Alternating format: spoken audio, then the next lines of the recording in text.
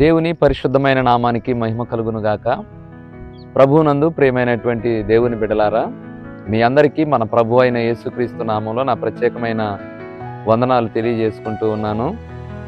దేవుని మహాకృపను బట్టి దేవుడు దేవుని పరిచర్యలో కొన్ని సంవత్సరాల నుంచి ప్రభు వాడుకుంటా ఉన్నారు. ఈ సంవత్సరం దేవుడు తన కృపచేత అనుగ్రహించినటువంటి గొప్ప విషయం మీతో తెలియజేసుకోవాలని ఈరోజు మీ ముందుకు రావటం జరిగింది ప్రియులారా. ఈ నెల 25వ తారీఖు అక్టోబర్ 25వ తారీఖున సాయంత్రం నుంచి 40 రోజుల ఉపవాస ప్రార్థనలు జరిగించాలని పరిశుద్ధాత్మ దేవుడు మాకు ఆ ఆలోచన ద్వారా దేవుడు నడిపిస్తూ ఉన్నాడు. అయితే 40 రోజుల ఉపవాస ప్రార్థన జరిగించాలని దేవుని సన్నిధిలో మేము ఆశపడతా ఉన్నాం.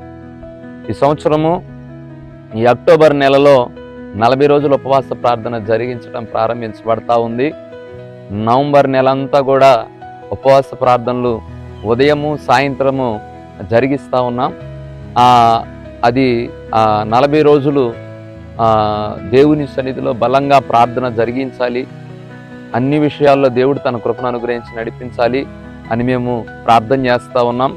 అదేవిధంగా ఈ ఉపవాస ప్రార్థనలో విస్తారమైనటువంటి ఆత్మలు వచ్చి ప్రభు సన్నిధిలో ప్రార్థన చేయాలని మేము కోరుకుంటా ఉన్నాం.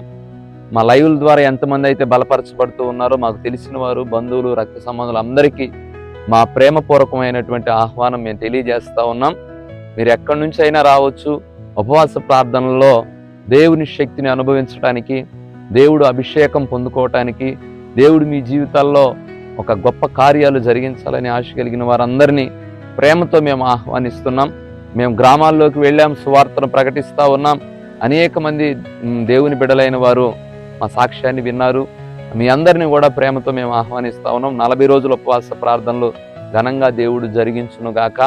మా ఉపవాస ప్రార్థనలో మీ అందరూ పాల్గొని దైవదీవెనలు పొందుకోవాలని, ప్రార్థనలు చేయాలని ప్రేమతో మీకు మనవి చేస్తూ, ఇదిగో మీ అందరికీ ఉపవాస ప్రార్థనలకు ప్రత్యేకమైన ఆహ్వానాన్ని మేము తెలియజేస్తూ ఉన్నాం. అందరికీ వందనాలు. Praise the lord.